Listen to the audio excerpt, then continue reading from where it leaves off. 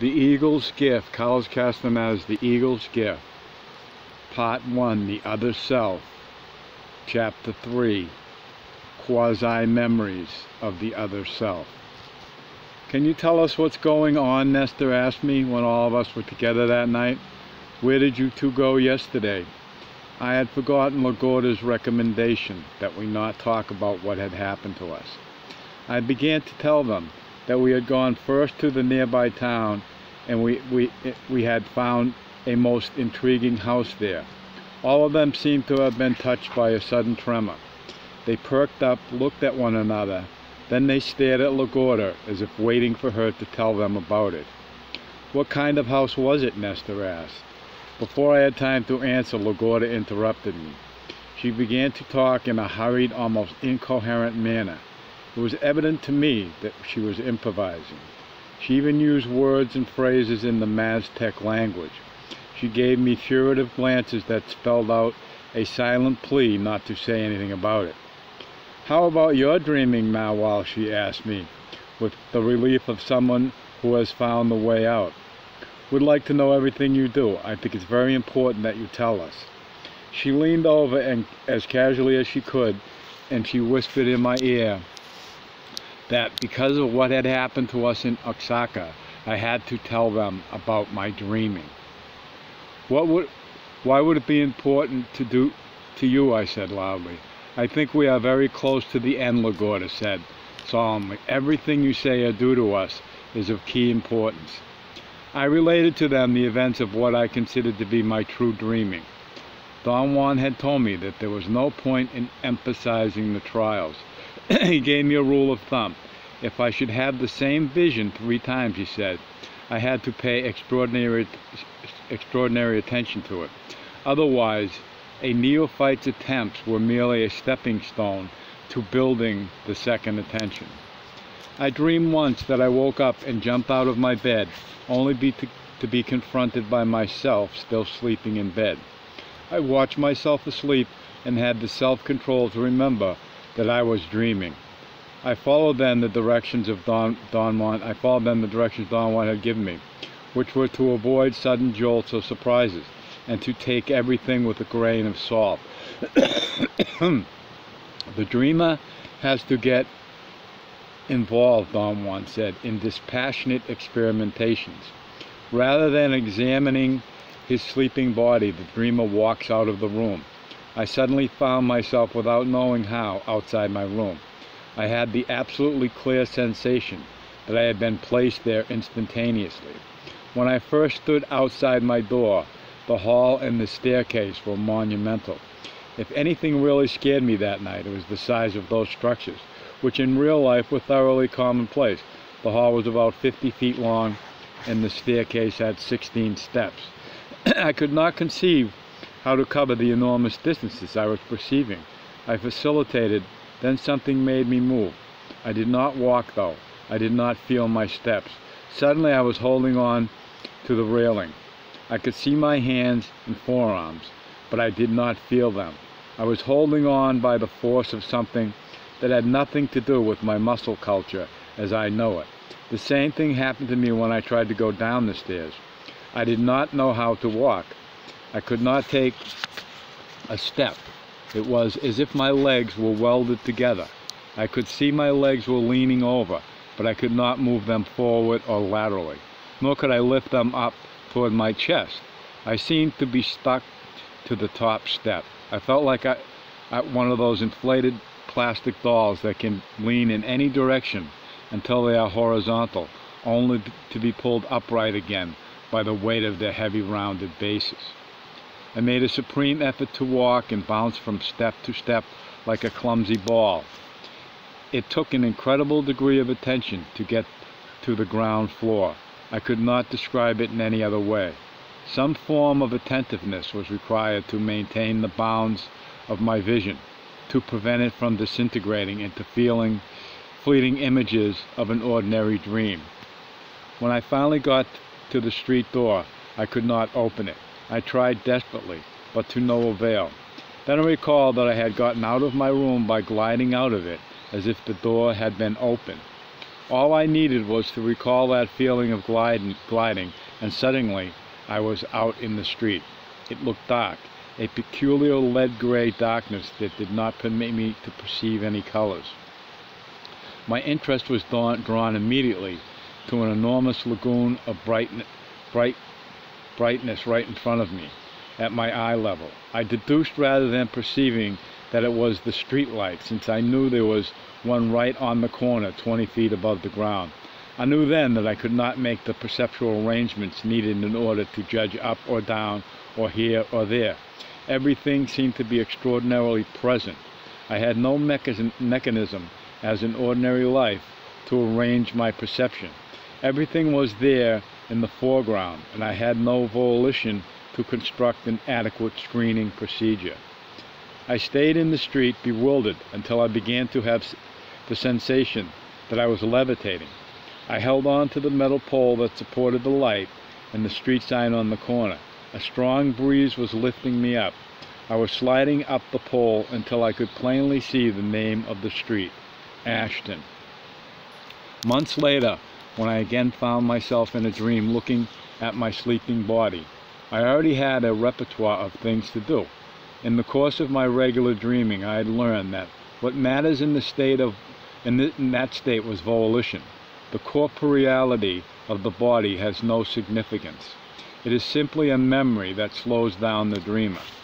I glided out of the room without hesitation, since I did not have to act out the motions of opening a door or walking in order to move. The hall and staircase were not as enormous as they appeared to be the first time. I glided through with great ease and ended up in the street, where I willed myself to move 3 blocks. I became aware then that the lights were still very disturbing sights. If I focused my attention on them, they became pools of immeasurable size. The other elements of that dream were easy to control. The buildings were extraordinarily large, but their features were familiar. I pondered what to do, and then quite casually I realized that if I did not stare at things, but only glanced at them, just as we do in our daily world, I could arrange my perception. In other words, if I followed Don Juan's suggestions to the letter and took my dreaming for granted, I could use the perceptual biases of my everyday life. After a few moments, the scene became, if not completely familiar, controllable. Hello, Miss Daisy. There she is. Sneak you in there. The next time I had a similar dream, I went to my favorite coffee shop on the corner. The reason I selected it was because I used to go there all the time in the very early morning hours. In my dreaming, I saw the usual waitress who worked the graveyard shift. I saw a row of people eating at the counter, and right at the very end of the counter, I saw a peculiar character. A man I saw nearly every day walking aimlessly around the UCLA campus. He was the only person who actually looked at me. The instant I came in and he seemed to sense me, he turned around and stared at me. I found the same man in my waking hours a few days later, in the same coffee shop in the early morning hours. He took one look at me and seemed to recognize me. He looked horrified, and then he ran away. He ran away without giving me a chance to talk to him. I came back once more to the same coffee shop. That was when the course of my dreaming changed. As I watched the restaurant from across the street, the scene altered. I could not see the familiar buildings anymore. Instead, I saw primeval scenery. It was no longer night, it was bright daylight, and I was looking at a lush valley. Swampy, deep green, reed-like plants grew all over. Next to me, there was a rock ledge 8 to 10 feet high. A huge saber-toothed tiger was sitting there. I was petrified. We looked at each other fixedly for a long time. The size of that beast was striking, yet it was not grotesque or out of proportion. It had a splendid head, big eyes, the color of dark honey, massive paws, an enormous rib cage, and what impressed me the most was the color of its fur. It was uniformly dark brown, almost chocolate. Its color reminded me of roasted coffee beans, only lustrous. It had strangely longish fur, not matted or ratty. It did not look like a puma's fur or a wolf's or a polar bear's either. It looked like something I had never seen before. From that time on, it became routine for me to see the tiger. At times the scenery was cloudy and chilly. I could see rain in the valley, thick and copious rain. At other times the valley was bathed in sunlight. Quite often I would see other saber-toothed tigers in the valley. I could hear their unique squeaking roar, a most nauseating sound to me. The tiger never touched me. We stared at each other from 10 to 12 feet away, yet I could tell what he wanted. He was showing me how to breathe in a specific manner. I got to the point in my dreaming where I could imitate the tiger's breathing so well that I felt I was turning into one. I told the apprentices that a tangible result of my dreaming was that my body became more muscular. After listening to my account, Nestor marveled at how different their dreaming was than mine. They had particular dreaming tasks. His was to find cures for anything that ailed the human body. Benigno's task was to predict, foresee, find a solution for anything that was of human concern. Pablito's task was to find ways to build. Nestor said that those tasks were the reasons why he dealt with medicinal plants. Benigno had an oracle, and Pablito was a carpenter. He added that, so far, they had only scratched the surface of their dreaming, that they had nothing of substance to report. You may think that we've done a great deal, he went on, but we haven't. Gennaro and the Narwhal did everything for us and for these 4 women. We've done nothing on our own yet. It seems to me that the Narwhal set you up differently, Benigno said, speaking very slowly and deliberately. You must have been a tiger, and you are definitely going to turn into one again. That's what happened to the Narwhal. He had been a crow already, and while in this life, he turned into one again. The problem is that kind of tiger doesn't exist anymore, Nestor said. We've never heard of what happens in that case. He swept his head around to include all of them with his gesture. I know what happens, Lagorda said. I remember that the Narwhal Juan Mateus called that ghost dreaming. He said that none of us has ever done ghost dreaming because we are not violent or destructive. He never did it himself, and he said that whoever does it is marked by fate to have ghost helpers and allies. What does that mean, Gorda? I asked. It means that you are not like us, she replied somberly. Lagorda seemed to be very agitated. She stood up, paced up and down the room 4 or 5 times before she sat down by my side. There was a gap of silence in the conversation. Josephina mumbled something unintelligible. She also seemed to be very nervous. Lagorda tried to calm her down, hugging her and patting her back. Josephina has something to tell you about Eligio, Lagorda said to me. Everyone looked at Josephina without saying a word, questioning a question in their eyes. In spite of the fact that Eligio has disappeared from the face of the earth, Lagorda went on, he is still one of us, and Josephina talks to him all the time. The rest of them suddenly became attentive. They looked at one another, then they looked at me. They meet in dreaming, Lagorda said dramatically. Josephina took a deep breath. She seemed to be the epitome of nervousness. Her body shook convulsively. Pablito lay on top of her on the floor and began breathing hard with his diaphragm, pushing it in and out, forcing her to breathe in unison with him. What's he doing? I asked Lagorda. What's he doing? Can't you see? She replied sharply. I whispered to her that I was aware he was trying to make her relax, but that his procedure was novel to me. She said that Pablito was giving Josephina energy by placing his midsection, where men have a surplus of it, over Josephina's womb, where women store their energy. Josephina sat up and smiled at me. She seemed to be perfectly relaxed. I do meet Eligio all the time, she said. He waits for me every day. How come you never told us that? Pablito asked in a huffy tone. She told me, Lagorda interrupted, and then went into a lengthy explanation of what it meant to all of us that Eligio was available. She added she had been waiting for a sign from me to disclose Eligio's words. "Don't beat around the bush, woman," Pablito yelled. "Tell us his words." "They are not for you," LaGuardia yelled back. "Who are they for then?" Pablito asked. "They are for the Nahual," LaGuardia yelled, pointing at me. LaGuardia apologized for raising her voice. She said that whatever Eligio had said was complex and mysterious, and that she could not make heads or tails of it. "I just listened to him.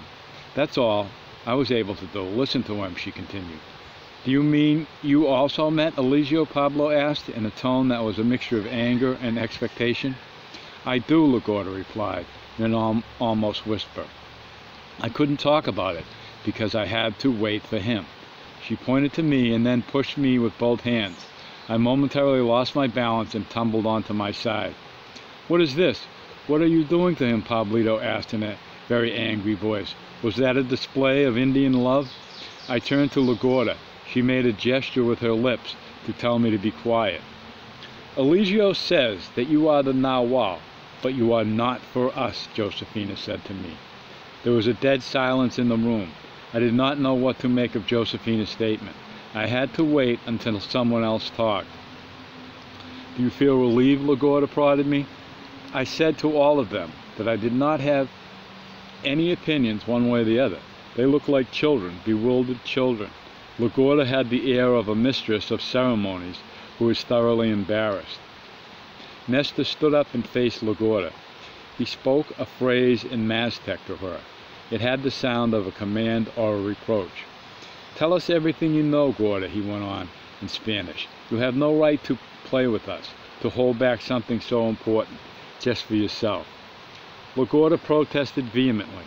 She explained that she was holding on to what she knew because Eligio had asked her to do so.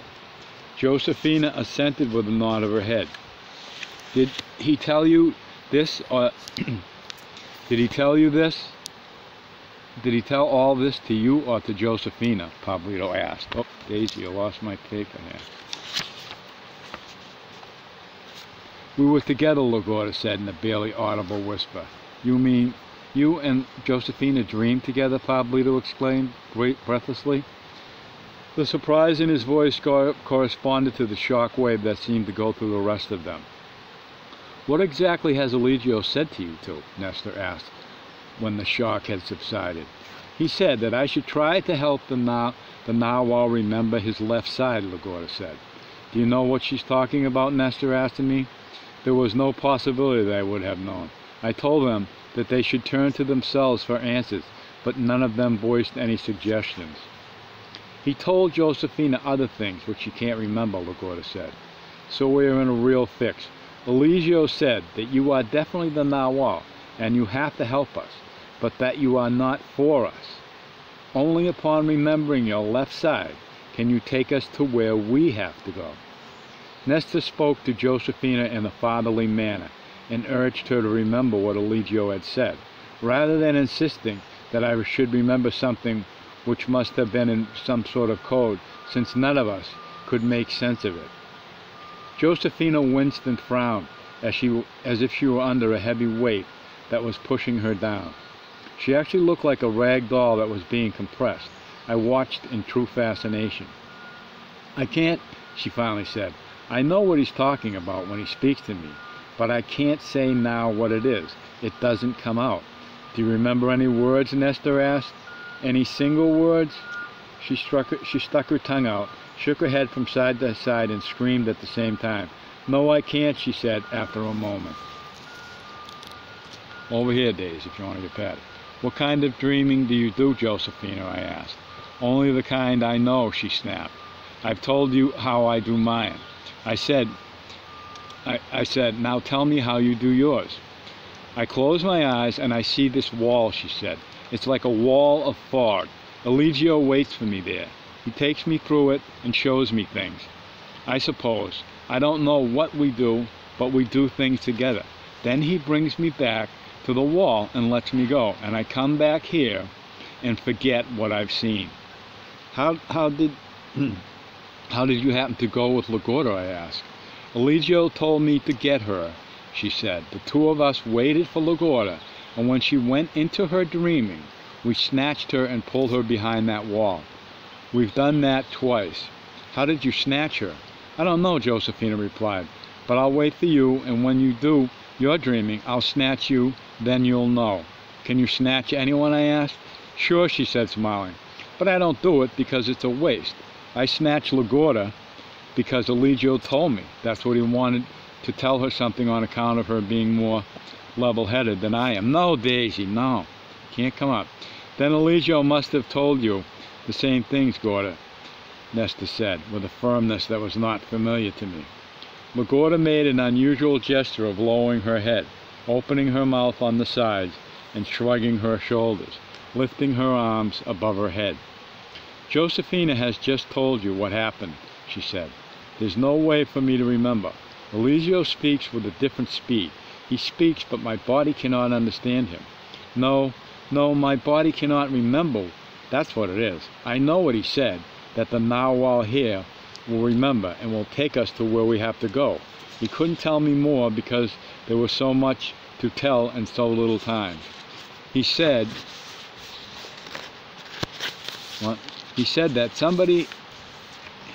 that somebody, and I don't remember who, is waiting for me in particular.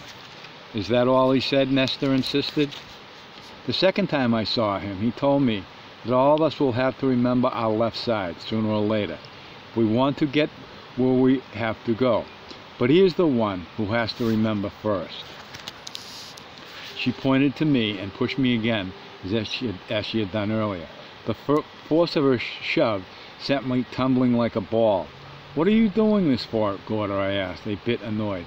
I'm trying to help you remember, she said. The narwhal Juan Mateus told me that I should give you a push from time to time in order to jolt you. Lagorda hugged me in a very abrupt movement. Help us, narwhal, she pleaded. We are worse off than dead if you don't. I was close to tears, not because of their dilemma, but because I felt something stirring inside me. It was something that had been edging its way out ever since we visited that town. Lagorda's pleading was heartbreaking. I then had another attack of what seemed to be hyperventilation. A cold sweat enveloped me, and then I got sick to my stomach. Lagorda tended to me with absolute kindness. True to her practice of waiting before revealing a finding, Lagorda would not consider discussing our scene together in Oaxaca. For days she remained aloof and determinedly uninterested. She would not even discuss my getting ill. Neither would the other woman. Don Juan used to stress that the need for waiting for the most appropriate time to let go of something that we hold. I understood the mechanics of Lagorda's actions, although I found her insistence on waiting rather annoying and not in accord with our needs. I could not stay with them too long, so I demanded that all of us should get together and share everything we knew. She was inflexible. We have to wait, she said. We have to give our bodies a chance to come up with a solution. Our task is the task of remembering, not with our minds, but with our bodies. Everybody understands it like that. She looked at me inquisitively. She seemed to be looking for a clue that would tell her that I too had understood the task.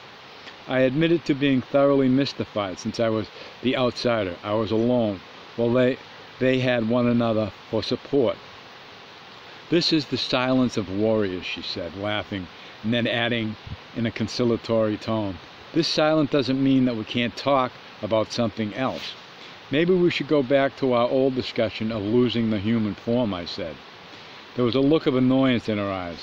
I explained at length that, especially when foreign concepts were involved, meaning had to be continually clarified for me. What exactly do you want to know, she asked.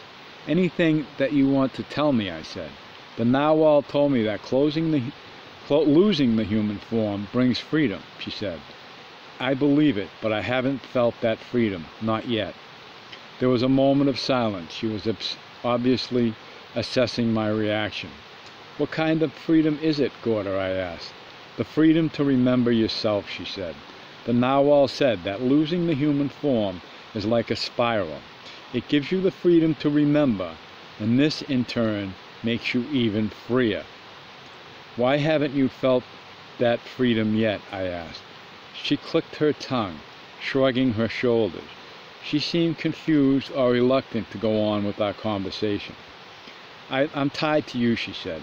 Until you lose your human form in order to remember, I won't be able to know what that freedom is. But perhaps you won't be able to lose your human form unless you remember first. We shouldn't be talking about this anyway. Why don't you go and talk to the Gennaros? She sounded like a mother sending her child out to play. I did not mind it in the least. For someone else, I could easily have taken the same attitude as arrogance or contempt. I liked being with her, and that was the difference. I found Pablito, Nestor, and Benigno in Gennaro's house, playing a strange game. Pablito was dangling about 4 feet above the ground inside something that seemed to be a dark leather harness strapped to his chest under his armpits. The harness resembled a thick leather vest. As I focused my attention on it, I noticed that Pablito was actually standing on some thick straps that looped down from the harness like stirrups. He was suspended in the center of the room by 2 ropes strung over a thick, round, transverse beam that supported the roof. Each rope was attached to the harness itself over Pablito's shoulders by a metal ring. Nestor and Benigno each held a rope. They were standing facing each other, holding Pablito in midair by the strength of their pull. Pablito was holding on with all his strength to the two long thin poles that were planted in the ground and fitted comfortably in his clasped hands. Nestor was to Pablito's left and Benigno to his right. The game seemed to be a 3-sided tug-of-war, a ferocious battle between the ones who were tugging and the one who was suspended. When I walked into the room, all I could hear was the heavy breathing of Nestor and Benigno. The muscles of their arms and necks were bulging with the strain of pulling. Pablito kept an eye on both of them, focusing each one at a time, with a split-second glance. All 3 were so absorbed in their game that they did not even notice my presence, or if they did, they could not afford to break their concentration to greet me. Nestor and Benigno stared at each other for 10 to 15 minutes in total silence. Then Nestor faked letting his rope go. Benigno did not fall for it, but Pablito did. He tightened the grip on his left hand and braced his feet on the poles in order to strengthen his hold. Benigno used that moment to strike and gave a mighty tug. At the precise instant, Pablito eased his grip. Benigno's pull caught Pablito and Nestor by surprise. Benigno hung from the rope with all his weight. Nestor was outmaneuvered. Pablito fought desperately to balance himself. It was useless. Benigno won the round. Pablito got up out of the harness and came to where I was. I asked him about their extraordinary game. He seemed somehow reluctant to talk. Nestor and Benigno joined us after putting their gear away. Nestor said that their game had been designed by Pablito, who found the structure in dreaming and then constructed it as a game. At first it was a device for tensing the muscles of the 2 of them at the same time. They used to take turns at being hoisted, but then Benigno's dreaming gave them the entry into a game, where all 3 of them tensed their muscles and they sharpened their visual prowess by remaining in a state of alertness, sometimes for hours. Benigno thinks now that it is helping our bodies to remember, Nestor went on. LaGorda, for instance, plays it in a weird way. She wins every time, no matter what position she plays. Benigno thinks that's because her body remembers. I asked them if they also had the silence rule. They laughed. Pablito said that LaGorda wanted more than anything else to be like the Narwhal Juan Mateus. She deliberately imitated him, up to the most absurd detail. Do you mean that we can talk about what happened the other night? I asked, almost bewildered, since LaGorda had been so emphatically against it. We don't care, Pablito said. You're the Narwhal. Benigno remembered something real weird, Nestor said without looking at me. I think it was a mixed-up dream myself, Benigno said. but Nesta thinks it wasn't. I waited impatiently. With a movement of my head, I urged them to go on. The other day, he remembered you teaching him how to look for tracks in soft dirt, Nesta said. It must have been a dream, I said. I wanted to laugh at the absurdity, but all three of them looked at me with pleading eyes. It's absurd, I said. Anyway, I better tell you now that I have a similar recollection, Nesta said. You took me to some rocks and showed me how to hide. Mine was not a mixed-up dream. I was awake. I was walking with Benigno one day, looking for plants, and suddenly I remembered you teaching me. So I hid as you taught me, and scared Benigno out of his wits. I taught you? How could that be? When? I asked. I was beginning to get nervous. They did not seem to be joking. When? That's the point, Nesta said. We can't figure out when. But Benigno and I know it was you. I felt heavy, oppressed. My breathing became difficult. I feared I was going to get ill again. I decided right then to tell them about what LaGuardia and I had seen together. Talking about it relaxed me. At the end of my recounting, I was again in control of myself. The narwhal Juan Mateus left us a little bit open, Nesta said. All of us can see a little. We see holes in people who have had children, and also from time to time we see a little glow in people. Since you don't see it all, it looks like the narwhal left you completely closed so that you will open yourself from within. Now you've helped LaGuardia, and she either sees from within or she's merely riding your back.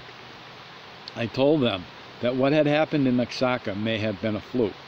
Pablito thought we should go to Gennaro's favorite rock and sit there with our heads together. The other two found the idea brilliant. I had no objections. Although we sat there for a long time, nothing happened. They did get very relaxed, however. While we were still sitting on the rock, I told them about the two men LaGuardia had believed to be Don Juan and Don Gennaro. They slid down and practically dragged me back to LaGuardia's house. Nesta was the most agitated. He was almost incoherent.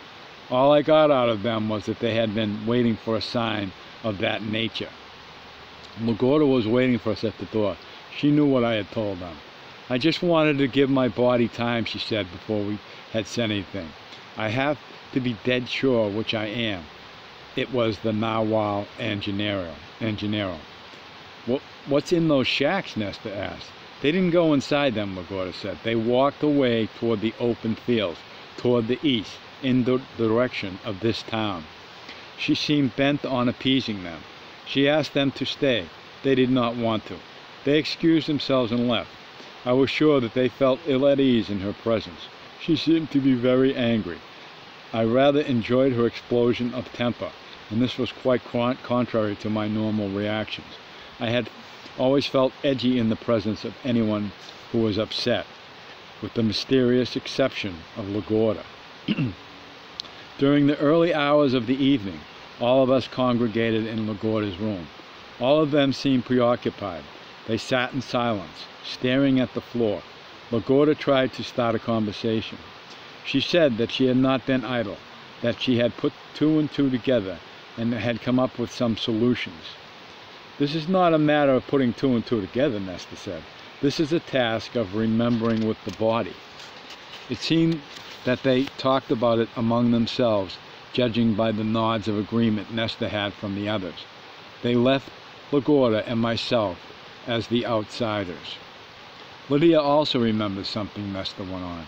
She thought it was her stupidity, but upon hearing what I've remembered, she told us that this narwhal here took her to a curer and left her there to have her eyes cured. LaGuardia and I turned to Lydia. She lowered her head as if embarrassed. She mumbled. The memory seemed to be too painful for her. She said that when Don Juan first found her, her eyes were infected and she could not see. Someone drove her in a car over a great distance to the curer who healed her. She had always been convinced that Don Juan had done that. But upon hearing my voice, she realized that it was I who had taken her there. The incongruity of such a memory threw her into an agony from the first day she met me. My ears don't lie to me, Lydia added in a long silence. It was you who took me there. Impossible, impossible, I yelled. My body began to shake out of control. I had a sense of duality. Perhaps what I call my rational self, incapable of controlling the rest of me, took the seat of a spectator. Some part of me was watching as another part of me shook. End of chapter.